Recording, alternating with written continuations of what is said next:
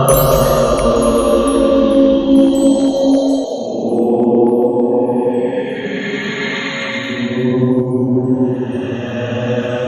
भाग में हमने देखा कि कल्याणी उसके भाई शिव साथ पुजारी को ढूंढने निकल जाती हैं, लेकिन अभी तक उन्हें पुजारी का कोई पता नहीं मिलता है। अब आगे कल्याणी और शिव थक चुके थे और वो आराम करना चाहते थे, तभी उन्होंने जंगल में एक तरफ से आसमान में धुआं उठते देखा। तो उन्हें समझ में आया कि जरूर वहाँ पुजारी जी होंगे। तो शिव और कल्याणी उस धुआं जहाँ से निकल रहा था उस ओर चलने लगे।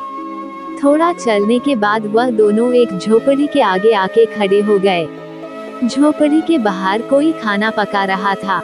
वो कोई और नहीं बल्कि पुजारी जी थे। कल्याणी ने आवाज लगाई, पुजारी जी।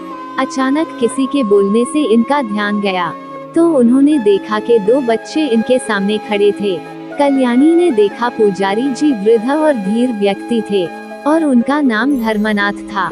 कल्याणी के आने पर उन्होंने उसकी ओर ध्यान दिया और पूछा, बेटी किस कारण आई हो? इस गांव में कौन सा सवाल तुम्हें इस बूढ़े के पास खींच लाया है?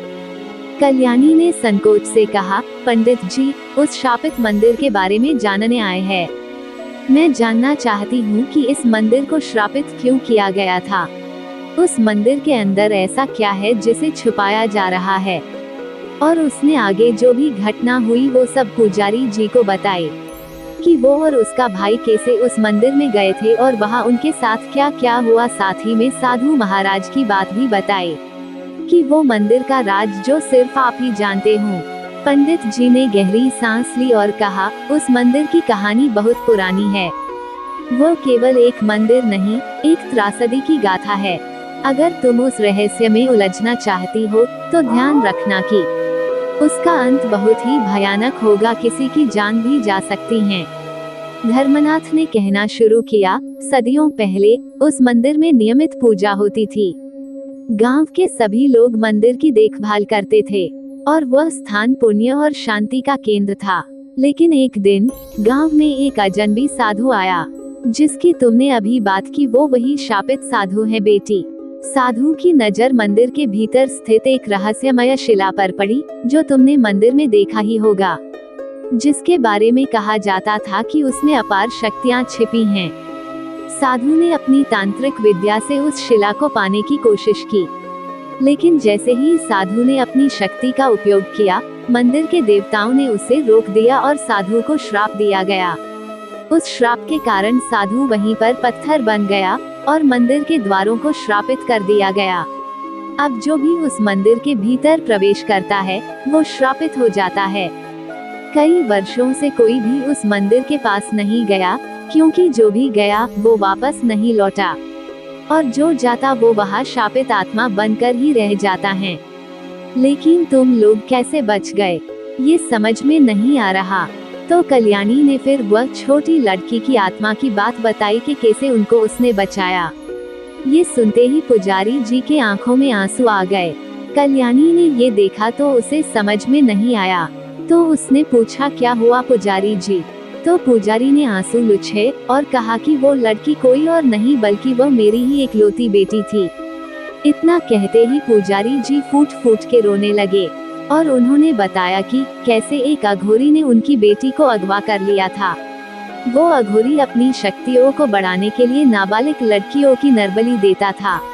उसने कई औरतों और लड़कियों की बलि चढ़ाई होगी। जिस दिन मेरी बेटी अगवा हुई थी उसके बाद हमने उसे बहुत ढूंढा था, लेकिन वो नहीं मिली।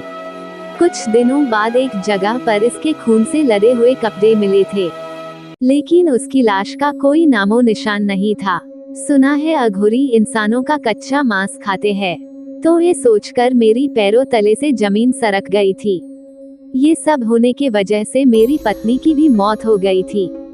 वो बेटी का सदमा झेल ना पाई और मुझे अकेला छोड़कर भगवान के पास चली गई। इतना बोलते ही पुजारी जी रोने लगे। कल्याणी और शिव ने पुजारी जी को सांत्वना देते हुए कहा कि वो सब ठीक कर देंगे, आप बस उस मंदिर का राज बता दीजिए। पुजारी जी कल्याणी की बात सुन के हंस पड़े। बोले, जो काम में कर ना सका वो शायद तुम्हारे हाथों लिखा हो। धर्मनाथ जी की बात सुनकर कल्याणी के मन में डर और जिज्ञासा दोनों बढ़ गए। उसने ठान लिया कि वह इस रहस्य को सुलझाने के लिए मंदिर जाएगी, चाहे इसके लिए उसे कोई भी जोखिम क्यों न उठाना पड़े। उसने पंडित जी से मंदिर का वो राज कौन सा है वह पूछा, तो धर्मनाथ जी ने उसे सावधान किया और कहा, अगर तुम मंदिर में जाने का निर्णय कर चुकी हो तो मैं तुम्हारे साथ चलूंगा, लेकिन याद रखना ये रास्ता आसान नहीं है। अब सब तय हो चुका था। कल्याणी, शिव और पुजारी जी तीनों ने ये तय कर लिया कि कल सुबह मंदिर की ओर निकल जाएंगे। अब शाम होने में कुछ ही घंटे बाकी थे तो उन्होंने पुजारी जी से आज्ञा मांगी घर वापस लौटने की। तो पुजारी जी भी इन्हें गांव की सीमा तक छोड़ने आए और वहां से वापस लौट गए। उन्हें आता देखकर दादाजी उनके पास पहुंच गए और उन दोनों को घर ले गए। अब सुबह क्या नई पहेली उनके सामने आएगी कोई नहीं जानता। क्या होगा आगे मंदिर में? क्या कल्याणी और शिव मंदिर को श्राप से मुक्ति दिला पाएंगे? और वो क्या राज होंगे जो पुजारी जनता होगा? जानने के लिए देखते रहिए अगोचर विश्व।